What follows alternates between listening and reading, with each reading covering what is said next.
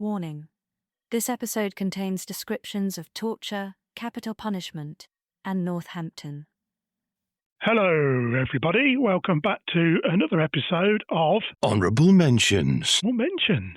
If you listened to our first episode and you're now tuning in for the second, you really ought to reevaluate your life choices. We thank you very much. We do appreciate it.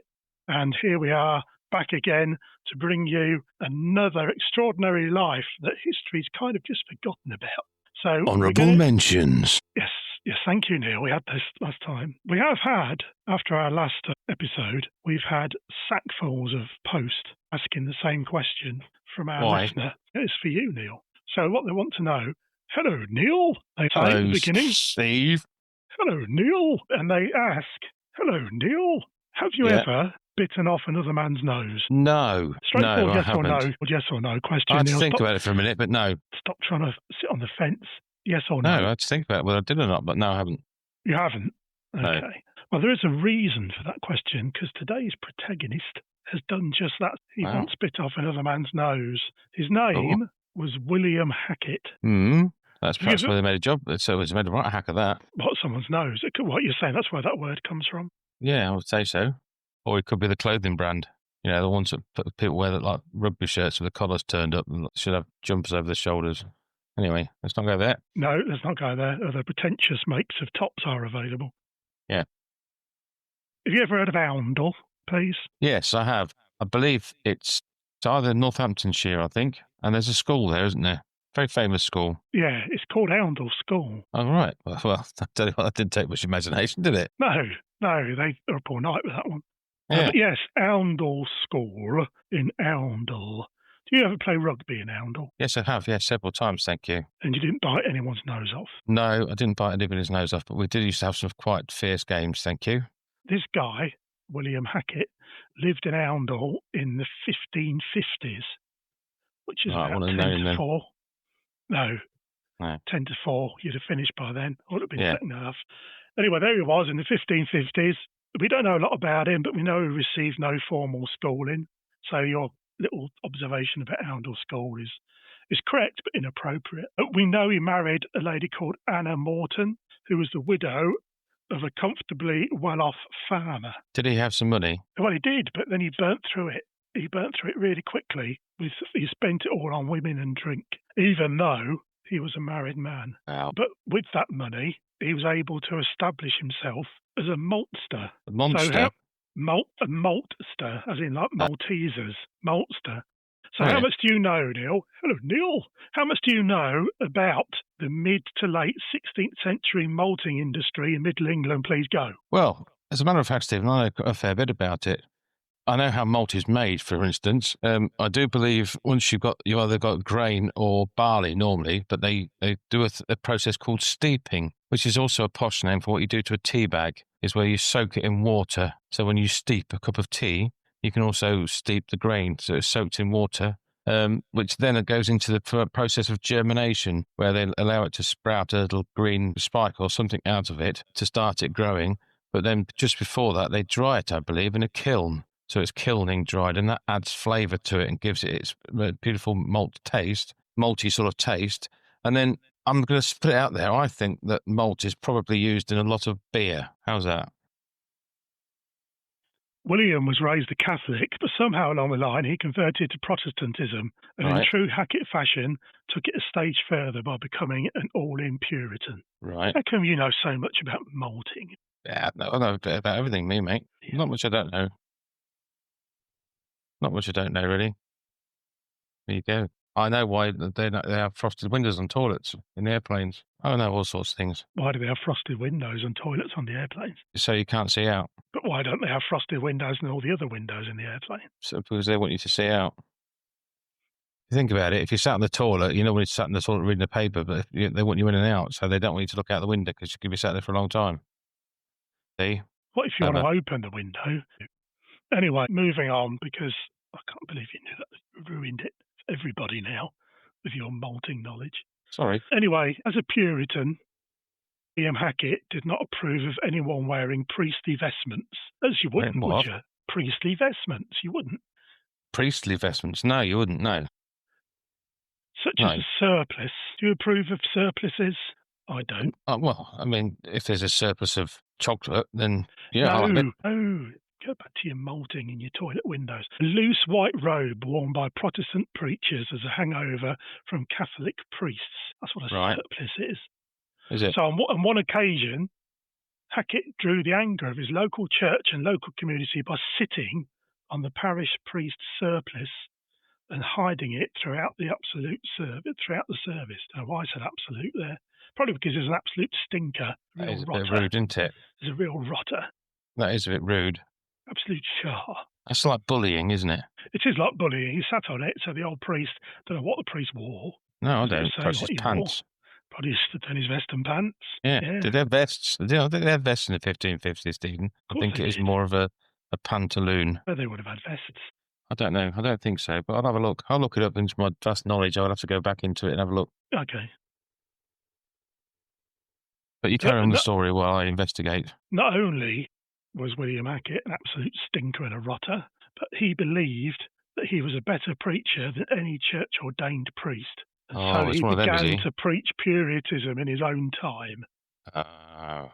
He's one of them, isn't he? Yeah, he's one of them. I know better. Thinks he knows best. Yeah, and he was illiterate. Was he? Yeah. How did he get on with it up then? I don't know, but he was hugely charismatic, naturally funny, and had a prodigious memory, apparently. So he could remember and recite long sermons, often throwing in the odd comedy line here and there. So he was one of the original comedians then, off-the-cuff jobs. He was a real comedian. Yeah, he could have been on Whose Line Is It Anyway, that sort of thing. If he was doing these unscripted sermons that he was preaching and throwing in a bit of comedy, I'd like to think he had one of those yellow ostrich costumes with the reins and a little pair of fake legs on top. So it looked like he's riding the ostrich, but in fact he's not. I mean, as we all know, that's real comedy, isn't it? That is absolute comedy. Yeah, that's absolute. You don't top that. No, I don't think it just makes you laugh thinking about it, doesn't it? I'd like to think that's what he was doing. Especially when he pretended that the ostrich was in control of everything and running around everywhere. And nicking people's hats and things like that. Yeah. See, it's making me laugh now just thinking about it. Probably the priest's surplus. He probably had the priest and he's running around with it going, whoa! He probably could have had a career out of just doing that. He could have done, but he didn't. He went on. Oh. So from his comedy routines and his preaching, another Oundle man. You've heard of Oundle, haven't you? Yeah, I have, yes. It's in Northamptonshire, I believe. I don't know what it is, actually, because it's quite close. Well, Rutland, isn't it? Is it? I think so. I'm not sure. Anyway, soon, right, he acquired a disciple called Giles Wigington. Giles Wigington? I know someone called Wigington. Was he called Giles? No, he wasn't, no. He's a pilot now. So that's a bit pointless then. Yeah. Well, thanks for that. Thanks for that little interlude. Mm. So, yes, they became partners in the malting trade. They could have been related. They weren't related. No, Wigington was my friend that I know. Could have been descendant. Yeah, I'll ask him. See if it's his family tree. His family's from around this area, so I would assume it would have been quite close, wouldn't it? From the Oundle area. Anyway, I digress. Yes, you digress. Is that what you're doing? What colour are you dyeing it? Purple. Purple, Chris. Nice. Yeah. Mm. Giles Wigington wasn't an illiterate buffoon, even though he went into partnership with William Hacket. He was well educated at Oundle School, as you've previously mentioned. There you go. See? And Trinity College, Cambridge. Ooh. So not only was he well educated, but he was well connected as well. He was, wasn't he? I suppose he was from there. So they were molting together as their little partnership. One of them was the brains, obviously, and the other one was the brawn. But William became more convinced that his calling was to preach God's word. So he jacked in the malting trade and he set off to travel around the north of England and the Midlands, where he preached, prophesied, and even performed exorcisms. No, he didn't. He did. No such things. And I bet he didn't have a VW camper van and a Great Dane. And he eat massive sandwiches. Yeah, I bet. Yeah, and his hair in braids and stuff. Yeah, I bet he didn't do anything like that. No. Right. No. That sort of thing. Cuddled trees and things. What are you on about? Cuddling trees. Anyways, on his way round, right, William, doing all this preaching, exercising, that sort of stuff, he had, let's call it friendly relations, intercourse. Ooh la la. Yes, he'd have to say that. I don't know, but I just did. But he had this sort of relationships with many, many women. Tupping. Yes, he did topping, whatever you want to call it, yes. Yeah. Yes, burying his helmet, wherever he wanted. But anyway, he later claimed that these had all been deliberately placed in his way to ensnare him by the devil. That's the sort of thing the devil would do. Let's face it, if you've got a fellow going round... If you've got a fellow going around doing that, the devil's going to think, I'm going to put all these ladies in front of him, so he's got to have intercourse with them. He's got to top them all. He's got to do the business, hasn't he? Yeah. Yeah. He's got to go through them, hasn't he? I'm going to put these women in his way, and the only way round them is to do the business. So, yeah. So he's probably right in that he couldn't avoid it. They're all put there in front of him. Yeah, if the devil's done that, you have to do the devil's work sometimes, don't you? Yeah. Although it has to be said, he did seem pretty keen on getting himself ensnared by the devil. He wasn't really putting up a fight. But was he a married man, did you say? He was a married man, but he was estranged. Yeah, well...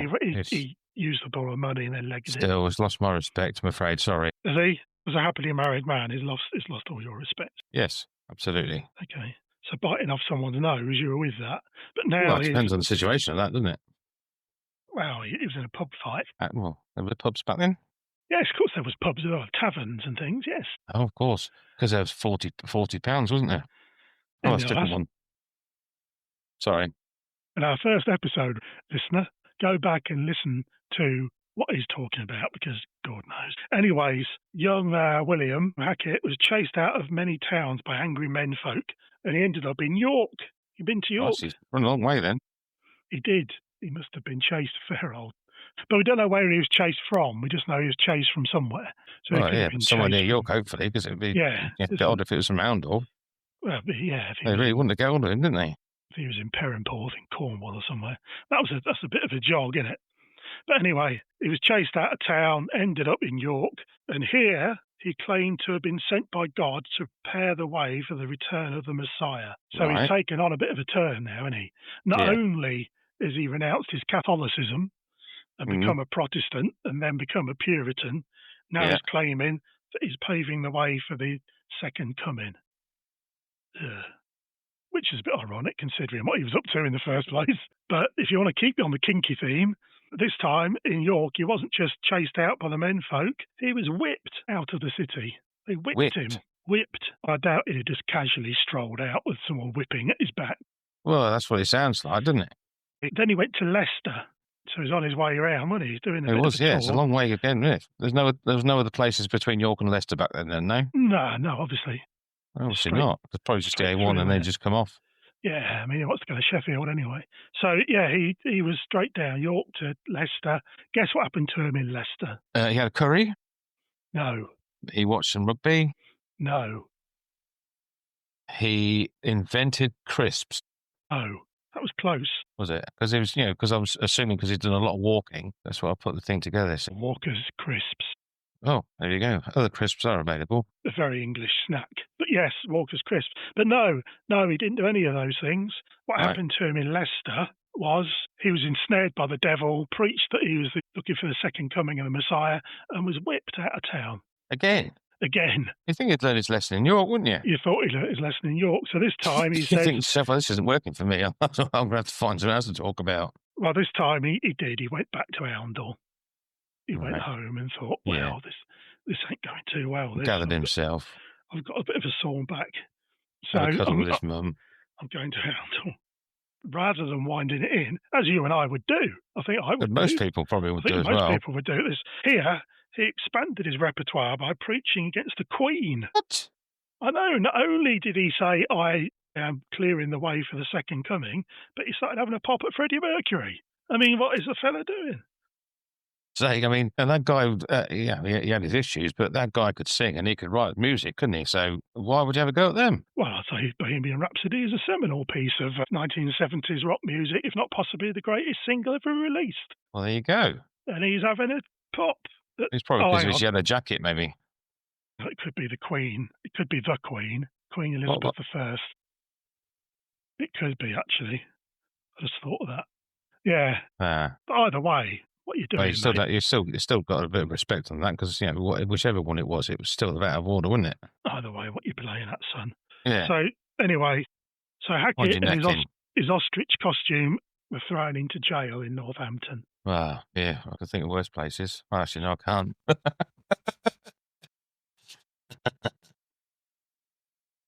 So while he was in Northampton jail, the story goes, some guards who were guarding him, because that's what guards do. Yeah, it's in their job title, isn't it? They wouldn't just be normal people. They have to be guards, don't they, to do it? It's in their job title. Yeah. So these guards said they saw a bright light coming from his cell, as if he were being visited by an angel. He's probably reading when they were putting the lights out. Probably under the bed sheets or something. Yeah. Copy of Razzle. Or it could have been, because he liked all them ladies, didn't he? Smash hits. So a bit of a jazz mag would do him a world of good, wouldn't it? Probably. It's either that, or he's got a smash hits under there and he's writing loads of letters to the editor about Or looking, maybe just reciting some of the lyrics because he's got a good memory. Yes, he did have a good memory. Yeah. Well remembered yourself there. You see? I could be related. You could be. On his release by bond, not James Bond. No, calm down. By bond, as in someone paid some money. We'd call it bail. Right. America still call them bondsmen, don't they, in Bond and things like that. Do they? Anyway, he was, so this is Easter 1591 now. It could have been it could have been the light reflecting off some of the silver wrapping of an Easter egg. So you're still going back to the light here? Yeah. Could have been. Do they still have silver wrapping on Easter? I suppose they do, don't we? Yeah, I've had an Easter egg for a long time. Listener, if you feel it's that wrapped way in that inclined, sort of nice little thin foil stuff, isn't it? Oh, that must have been what it is then, because it was Easter 1591. There you go. And he travelled to London at Wigginton's suggestion, staying in a lodging house outside of Smithfield in London. Oh, there's a big market there. Smithfield's market is there, isn't it? Is yes. that the one that's in Smithfield? Yes, it is, yeah. Yeah. Exact same one. My knowledge. Yeah, exact same one. Exact same one. So while he was here, Wigginton introduced him to a fellow called Edmund Coppinger. Edmund Coppinger, right. Coppinger. Right, Eddie Boy. And Eddie Boy, he held a minor post in the royal household. What's that? Just like a small one? Yeah, I'd imagine it was on some sort of privet gate or something, some sort of low wall or something like that. He was holding, holding this post. Yeah. So what have hammered him in those days? That they invented hammers. They had people employed just to hold the posts up. Yeah, so that's what he was doing. Right. And Coppinger soon convinced himself and another friend called Henry Arthington, who was a Yorkshire gentleman. That sounds a Yorkshire name, doesn't it? Arthington. Henry Arthington. Arthington. Yeah, it does sound. It talked like that, I think, didn't it? Yeah. I hope it's Henry Arthington. Oh, no, Henry. Where's Eddie? Yeah, that's him. Yeah. Dickit. They were convinced that Hacket had an extraordinary calling. Wow. By powers beyond this earth. You mean like Simon Cowell? The baby Jesus. Was he around then? Who? The baby Jesus. Yeah. He would have been. Well, he wouldn't, because he was born 1,500 odd years beforehand. So he wouldn't have been a baby, surely. Really? What's Christmas all about? Anyway. Did he? Anyway. Yeah, of course he did. Well, he didn't, did he? Because Christmas is December the 25th, isn't it? Yeah. About the birth of Jesus. Yeah, and then Easter. It's not baby Jesus at Easter, was he? Well, it was only about 3-4 months on. Yeah, toddler. The toddler Jesus. Anyway. Yeah. Anyway, Wigginton introduced him to Edmund Coppinger, minor post, blah, blah, blah. You with that? Coppinger declared himself Hackett's prophet of mercy, and Arthington said he was his prophet of judgment. Right. Is there much prophet in judgment? And that William Hacket himself was the second coming of Christ, the Messiah. So he's really building up his game, isn't he? So he started off sitting on the priest's, whatever it was. System, what was it called? Making him do the old church services, vest and pants. Yeah. And now, then he started getting whipped out of places for saying he was clearing the way for the second coming. I really like that. That's what he was doing. Well, I think he must have done, because now he's saying he is the second coming. Yeah, exactly. I think that made him come the second coming when he got whipped. No messing about, mate. I am the second coming. Yeah. So anyway, Coppinger, on Thursday, the 18th of July, 1591. That's very precise. 2:30, just after he'd had some tea. Coppinger wrote, printed and distributed hundreds of leaflets throughout London promising that something tremendous was about to happen. Wow. By hundreds, do you mean like more than 200? Yeah, I mean hundreds. Because they wouldn't have got around much because there's millions in London, isn't there? By hundreds, I mean hundreds. So, hundreds. So more than 100. So I'd say it'd be one per household, wouldn't it? Well, there wasn't millions in London then. Oh. There's just a few hundred, about 600,000, something like that. Unless he stuck them up on a pinboard somewhere and he could have. could have done, couldn't he? Made more sense. Those big billboards they have on the side of the motorways. Yeah. Something like that. Or even put it on the side of a tractor or a van on the side of the M25. Yeah. That's probably what he did. Yeah, an old lorry trailer or something. Yeah. They get a lot more people looking at it, wouldn't they? That's what he did. We'll go with that. He's got screwed on there. Yeah. So Hacket defaced the Queen's arms. What, the pub? I don't know whether he drew a tattoo on them or I don't know what he did. Was it his local? I don't know. He defaced the Queen's arms and pierced the image of her with a bodkin. A what? A bodkin. Okay. Isn't that like a sharp pinny thing for your hat or something? That's a bodpin. Bodkins are more in it in Cornwall. Bodmin. Okay. I don't think he managed to pierce her image with bodmin more. Oh, I don't know. I don't know what bodpin. I thought it was a bobby pin. It would have been a bodkin. These were both treasonable acts. Yes, it would be. There would be. And guess what the punishment was for treasonable acts? Oh, a trip back to Northampton and a tour around the town. No, not as bad as that. You're hanging then? No, it was a horrible death. Like what? A fate worse than death. Come on to that, perhaps. Stay tuned. Anyway, we're now on to Friday, 19th of July, 1591. And here we find William Hacket in bed, whilst Coppinger and Arthington, dressed in all black, were standing on a cart proclaiming that he was the king and the Messiah to a crowd gathered outside the Mermaid's Tavern in Cheapside. Right. I think the Mermaid's Tavern, was frequented by William Shakespeare. Was it? He was in Stratford. And Marlowe and people. He was like in Stratford-upon-Avon, though, wasn't he? Not all the time. Well, that's what it says when you go to Stratford-upon-Avon. Yeah, he had a bus pass. He could get like National Express or something. So he was in London quite often. That's doing some writing. Oh, I suppose that's where his theatre was. That's where his theatre was, wasn't it? Yeah. So anyways, I'm only surmising. I think that's true. But anyway, we'll find that out. If anyone wants to find that out and wants to email us, you can let us know. And please email us on our email address, which is honourablementionspod@gmail.com. So anyone who wants to let us know, and we'll just... please, because that's really exciting, Steve. Yeah, exactly. We'll probably just go, thanks. Anyway, what they were saying while they're on this cart in Cheapside was that Christ had returned to judge the earth and establish the gospel in Europe. They said they were his prophets, sent by God as witnesses, and repentance would ensure mercy from heaven. Terrible judgment and eternal punishment was promised against those who would not believe and repent. Ooh, like what? Terrible judgment. Probably did have to go to Northampton. What's a terrible judgment? I just walked past and go, "Oh, you stink." That's a terrible judgment. It is terrible judgment. Yeah. Yeah. Probably walked by, but he likes Coldplay. Yeah. Something like that, yeah. Yeah. Something that really upset you. Yeah, exactly. Yeah. Or saying things like Bernie Clifton wasn't funny. Things like ostrich. That. Yes. Yeah, saying things like, no, well, that's not a judgment though, is it? That's a statement, that's an opinion. I suppose. So if you went by someone and said, that ostrich, mate, that's just not funny. Yeah. That's an opinion, but you'd still be... I think that would turn the crowd against you. Yeah. Because most people would look at that and think, what's he talking about? That's not funny. Yeah. So they were told that they would get a terrible judgment and eternal punishment. So probably have to go to Northampton for eternity listening to Coldplay. Or best you'd have to listen to Eternal on loop, probably. So many people took their words at face value and said, oh, okay, that sounds interesting. Please tell me more. But many did not. And then because they're in London, didn't they, right? Yeah. So geezers, aren't they? Geezers, a right old Barney broke out. All those hats on with a bit with sequins on. Pearly kings and queens and all that. That's it, yeah. Yeah. They all jump up and click in their heels and hold their braces. Yeah, that's it.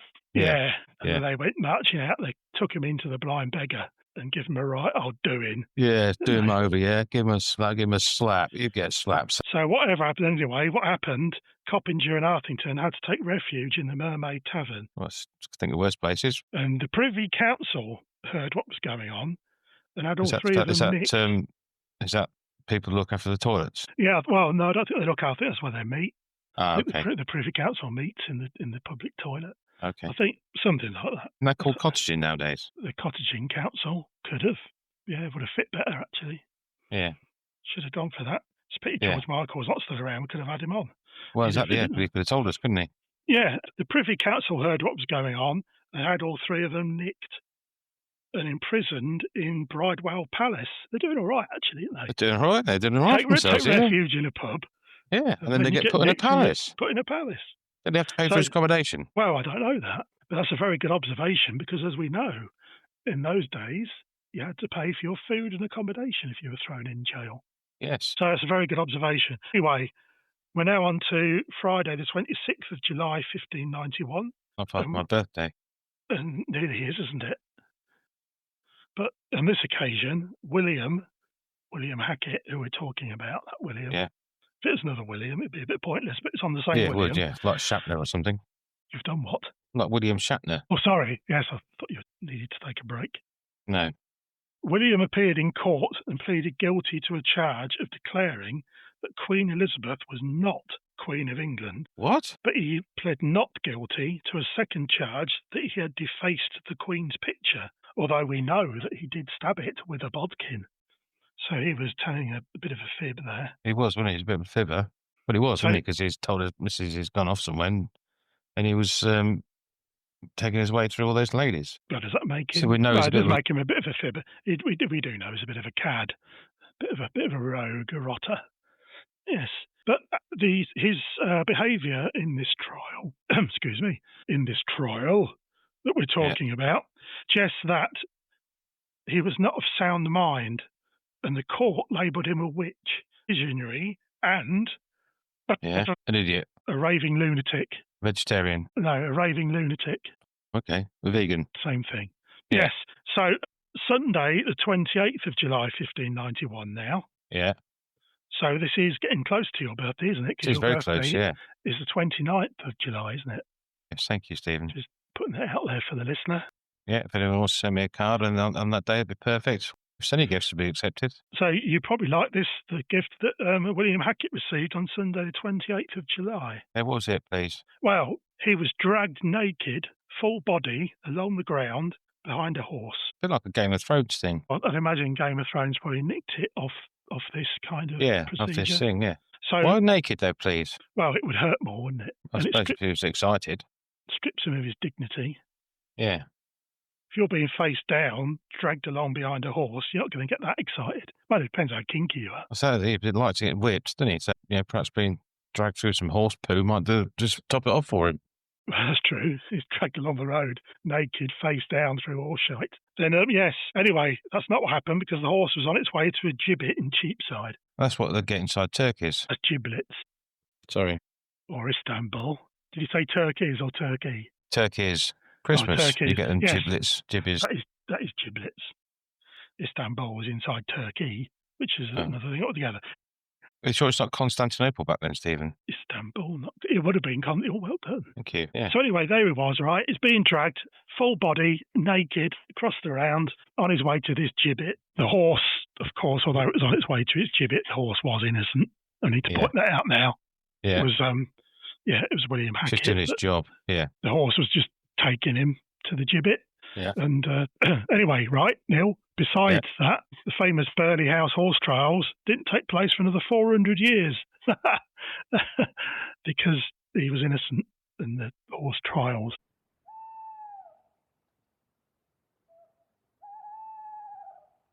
Okay. Anyway, Hacket was a bit of as already seen, is a bit of a nuts. Yeah. So all the way there, he raged and writhed and screamed blasphemies against God and the Queen. But he wasn't really going to.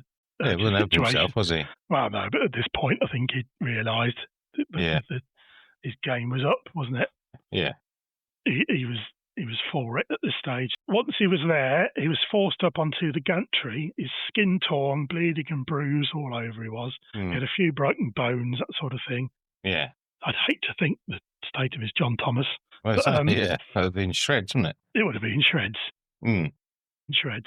Yeah. But he took a dramatic look over the large crowd and like instead... in a film stuff. A bit like you see that people at the start of like Home and Away or something, when they do that bit, when they look sideways on, then look straight forward. Well, it's slow motion, that sort of thing. Is that a dramatic look?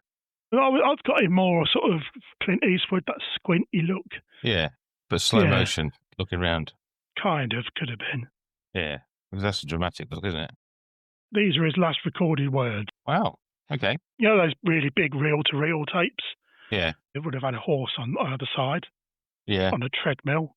Yeah. And the horses would have wound the tape round as it went round. Oh, cool. And then they'd have had like a hamster actually writing what was said on the tape. Yeah. That's the way it worked. Yeah. Very clever animals back then. They did. Yeah, they did. We've lost our animal It's lost art now, isn't it?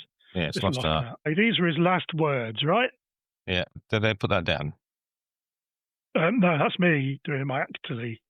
Oh, so... In heaven, he said, "Mighty Jehovah, send some miracle out of the cloud to convert these infidels and deliver me from these, mine enemies. If not, I will fire the heavens and tear thee from thy throne with my own hands." Wow. I don't know what Not his bare hands. His own hands. Yeah. Probably might have had some gloves on, but he didn't mention whether he was wearing any appendages. So, so we take it would have been his bare hands. Yeah, furry ones. Don't know what he meant by all that. But he might have claws or something. He said it. He went and said it, and it was out there. You couldn't get it back now. Exactly. Once you said it, it's gone, isn't it? It's gone. It's out there. Yeah, and especially with the horses have been recording it. And the hamster in his, yeah. But, I mean, if you can imagine then, right, 99.9% of the population were religious. Right. Deeply, not just religious, but deeply religious people. Right. Imagine someone just standing there shouting that over the top of them. That'd be quite shocking. It would be quite shocking. It'd be like sort of stood in Old Trafford with the Liverpool shirt on in the centre of the pitch with the full crowd saying, "Man, you're shit," or "poo." I might say poo. That sort of thing, wouldn't it? A lot of people go, "Dare you?" That sort of thing. That sort of reaction. Yeah? Well, if you can remember when Taylor Swift got a Grammy award, and Kanye West ran on stage and took it off her and said that Beyonce should have got it. Yeah. I'd imagine it was that level of shock and outrage. Yeah, absolutely. A bit like when Cadbury stopped doing the coconut boost. They did what? They used to do coconut boost as well as the biscuit ones. Did they? Yeah, they're the best ones ever, but they stopped doing them. So there was a massive outrage. Well, it was with me. That letters I wrote to them. Ridiculous. They still left it out. Well, hopefully they'll listen to this podcast and think to themselves, well, actually, yeah, we'll bring them back. Anyway, we'll leave that there. God was upstairs, wasn't he? And he's listening on all this and he's thinking, come on, then. Yeah. Come on then, pal. Come on, then, mate. Come on. Because what happened then, right? A noose was slipped around the neck of William Hacket. Right. And he was resisting all the way he was, but the ladder was kicked from under him. And he was then writhing and fighting against the inevitable. And his eyes started bulging and he turned blue and his tongue went limp. And then... He bit his own nose off. No, he was cut down. And he fell all the way to the floor, smashed to the ground, and a weakened bundle of ripped flesh. Why? Who cut him down? The executioner arose. Why? Because it wasn't good enough for him, was it? They weren't just going to hang him. They wanted him to suffer. Yeah, it wasn't good enough for him. They couldn't get to Northampton in time, so they had to think of something even worse. Perhaps they could sprinkle salt on him when he was on the floor, all them cuts. They did worse than that. So while he lay prostrate and gasping on the ground, the executioner came up to him and sliced off his genitals. Oh, mind you, there wasn't pretty much left of them. Well, I'd imagine they were pretty well graded. Yeah, I would imagine so, yeah. Like he'd taken to him with that very... I think he's left his testes on the street somewhere down the road. You probably find that's correct. Yeah. But you know what a cheese grater... Hitler's other one. You know the cheese grater? Yeah. They've got that one side that's got the really fine little holes in it. It looked like that. But anyway, they were sliced off, mate. They're held up in front of his eyes so he could see them, and then they were tossed into a fire. Nice. And then, that's nice, isn't it? Just in case that didn't get him, they sliced his stomach open, pulled out his entrails, and did the same with that. Tossed it into the fire. Wow. There's probably a bloke with an hot dog stand saying, "Come on." Yeah. You're putting Jesus people Christ, off. you're cooking all that food. They put everyone off. I've got 50 sausages here. I've got my onions here and everything. Yeah. Come on. Anyway. Yeah. Play the game, son. I would imagine there'd be quite a few people doing a bit of a vom-vom. They're used to it, I suppose. I don't know. But then they've gone along because you may have already worked out that what was happening to William Hacket here, he was drawn along behind a horse to the place of execution. Ooh. Then he was hung. Right. Then he was drawn again. Insides were drawn out of him. So what do you think happened next? Don't know. Perhaps they filled him with water or something? Did they use him as a plant pot? No. They cut him into 4 equal pieces. In other words, quartered. Is that what that saying comes from?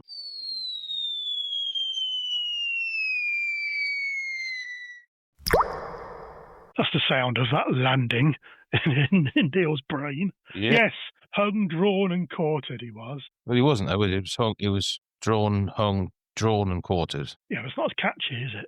Well, no, but they're just sort of abbreviated, probably, because that's yeah, we don't know for sure. They didn't follow the process, that's for sure. Well, we don't know for sure whether the drawn relates, because not everyone would have had their insides pulled out from in. Well, unless that means someone stood there with a pen and pencil on the side of it and drew him. Yeah, it could have been. Yeah, didn't think about that, did you?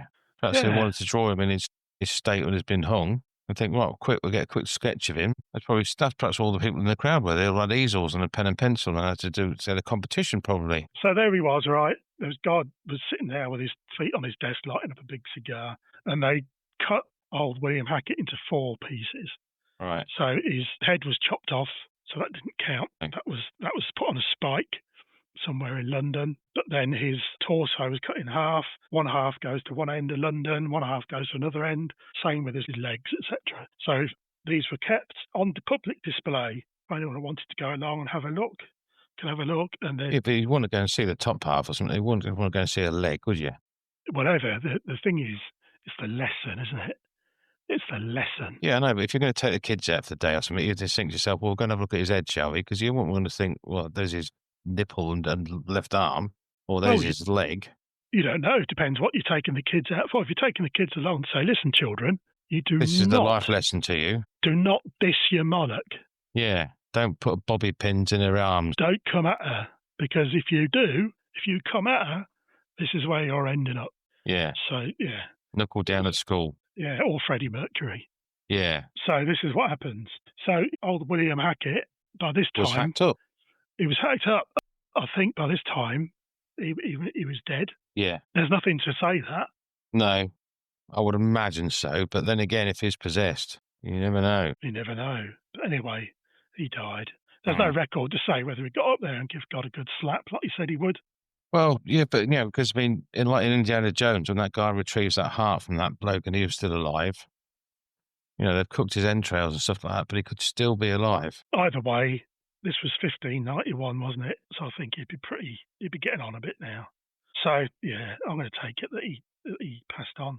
Okay. But either way, right, it'd shaken the Protestant establishment so thoroughly, it was nearly 40 years before the Puritans were able to begin to show their faces again. And that it's a long time, isn't it? How did that all end? Don't know.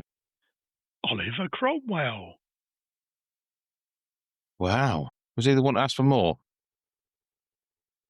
No, you're thinking of Oliver Twist. Oh, okay. Oliver Cromwell, I suppose he did ask for more because he did he have a castle in Crowland? Oliver Cromwell, was that something to do with him in Crowland? He was in charge of the parliamentarian army, which were the Roundheads, which would have laid siege to the... Not Cavaliers. He was a lot more cautious. Right. Yeah, kept himself tidy and clean. Yeah, we'll leave. He was a Roundhead. Anyways, right. Was he Jewish? So, who? Don't try and make me jump. Anyway, right, Edmund Coppinger. Remember us talking about Edmund Coppinger? Yeah, Eddie Boy. He was the one who used to hold up posts in the royal household. He's still probably still doing it, yeah. He's not, because he's starved to death in jail. That's perhaps because he didn't eat when he was holding the post up. But Henry Arthington, our Yorkshire friend, he says that he'd been the victim of witchcraft and renounced Hacket and all his puritanical beliefs, but he did spend the rest of his natural life in prison, which serves him right, I think. Yes, I do as well, because he jumped on the bandwagon, didn't he? He did jump on that bandwagon. Yeah. Then he jumped off it again. But he wasn't allowed to jump off it too far. No, which is good. That concludes our story of William Hacket, the Messiah, and his little treacherous interludes against good Queen Bess. Yeah. But why does he deserve an honourable mention, can I ask, please? Because of what he did. Because he was a naughty boy. Because he tried to claim that he was the second coming and he wanted to throw good Queen Elizabeth off the throne. And imagine if he did. Exactly. Just imagine it if you can. Just imagine it. We'd have had to have a day like we had for Guy Fawkes. we'd have had to have a William Hacket Day, perhaps. So that wouldn't have been a Guy Fawkes Day, because that wouldn't have happened, would it? No, exactly. It probably would have done. Might have done, because he was a Puritan. Yeah. So, and that was the Catholics trying to get rid of James I, who succeeded Elizabeth I. Yes. But we wouldn't have ended up with our current royal family. No. And we can't be having that. No, exactly. No, true. Or Charlie Englishman could be seeing that. No. We'll peter this one out. And thank you for listening to us, dear listener. We will be back again at some other time with Honourable Mentions. And yes, thank you for joining us yet again. Thank you ever so much. Thank you. I mean that. Thank you. Bye. Bye. Thank you. You say bye, Neil. You say bye. You hang up. No, you hang up. You hang up. Bye. Bye. Bye. Hello. My name is Peter. How are you? I'm here to say that everything you just heard about William Hacket was true, apart from me. I played the role of the hot dog salesman, and those losers just made me up. Now they expect me to read the following statement like I haven't just wasted my lunch. I mean those torture scenes, am I right? They want me to thank you for listening to Honorable Mentions. Frankly, if you made it to the end of that episode without your head in a bucket, you're one stone-cold dude, but those losers do appreciate it. They need all the attention they can get. Please remember to like, subscribe, share, and leave a 5-star review, as that's the only way they'll get it.